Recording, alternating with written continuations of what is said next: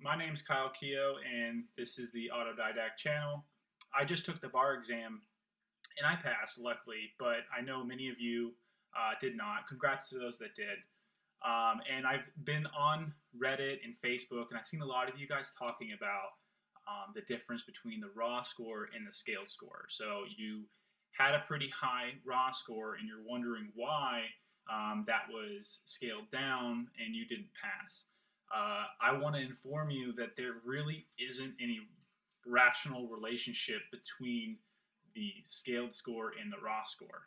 And to try to explain that, I've tried to write a few things into this Word document. So there are 200 points possible on the exam. 50% is going to go to your multiple choice.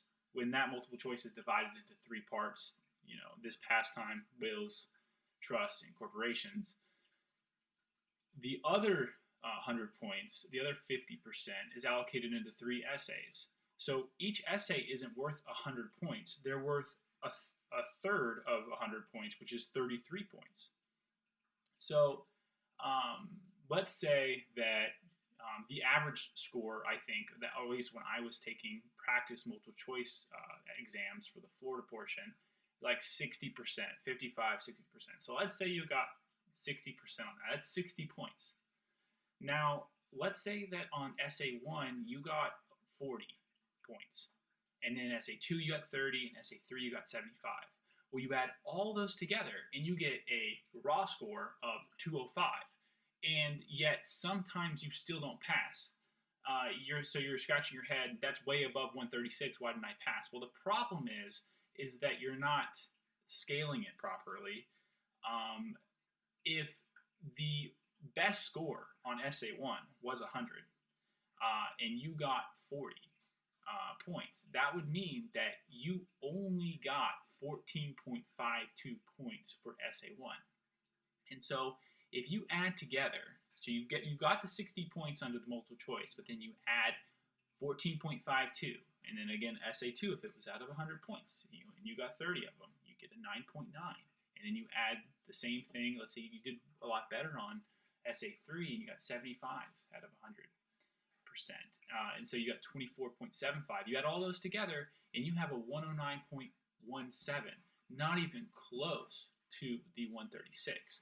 So my theory is that it's objectively very difficult to get a 136 without a curve. So I don't think many people do.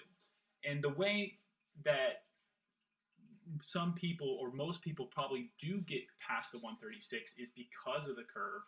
And if, let's say on essay 1, the best score was a 40 and you got a 40, that means that you got the best essay score, which would be pretty rare, but you got 33 points from that because you got 100% of those of the points available for essay 1.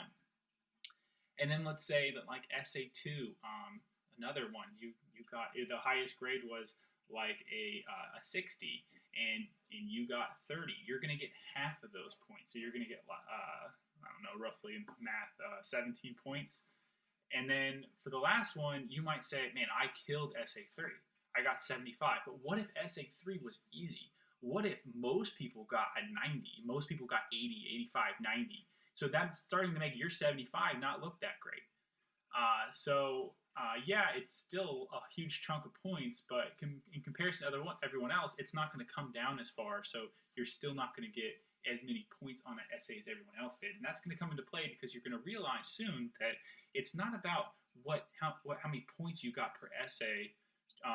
It's more so about how you did in comparison to everybody else.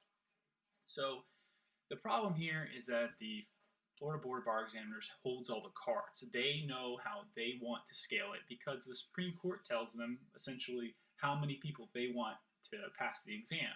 And we have some evidence of this. So somebody on Reddit was kind enough to break down all the pass rates for the last 10 years. And what we see is from first-time takers, the average number of people, it sometimes is low and it sometimes is high, but it's usually around something like 70, 75%. And that's because the Supreme Court wants a certain amount of people to pass. Now, I wish I had the statistics for all takers, so even past takers. But I would, if I was going to guess, I would say that that's going to look around 50%. Again, it's all about preventing a certain amount of people from getting in. We only want a certain amount of new lawyers. We don't want a bunch. And so this is the way that the Florida Board of Bar Examiners and the Supreme Court controls the number. And that's why it's really hard to just objectively pass. It matters how you do in comparison to other people. And so this is the numbers from this year from the first time takers, 71% pass. So that's right on par. That's right where we want to be, between 70-75% first time takers. And then I also found this on the Florida Board of Bar Examiners website. It's pretty much saying that you have to get a 136, or such scores that may be set by the Supreme Court of Florida. So I guarantee you, every year, a majority of people do not get to a raw 136, or I shouldn't say raw because we've been using that in a different context, but most people don't just flat out get a 136. There's a curve, and then they're graded up. So there's a lot of evidence out there that the bar exam is not an adequate measure of competence to practice law. It's just simply, like I just said, a mechanism to control the number of lawyers, the number of new lawyers being added every year.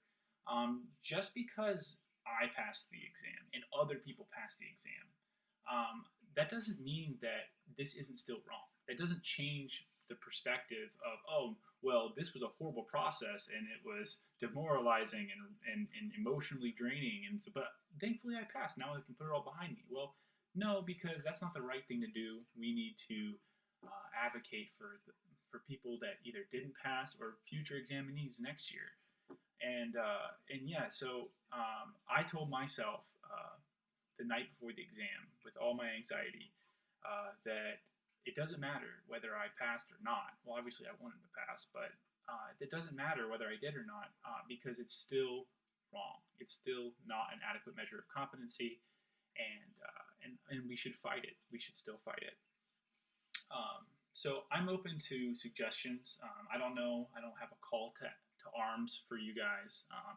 We need to do something collectively as newly admitted members of the profession and those of us still struggling with all this. We have to do something. So I'm open to suggestions. If you want to leave a comment or something like that, or share the video with somebody else who might be able to shed some light on any of this, or even correct me if I'm wrong.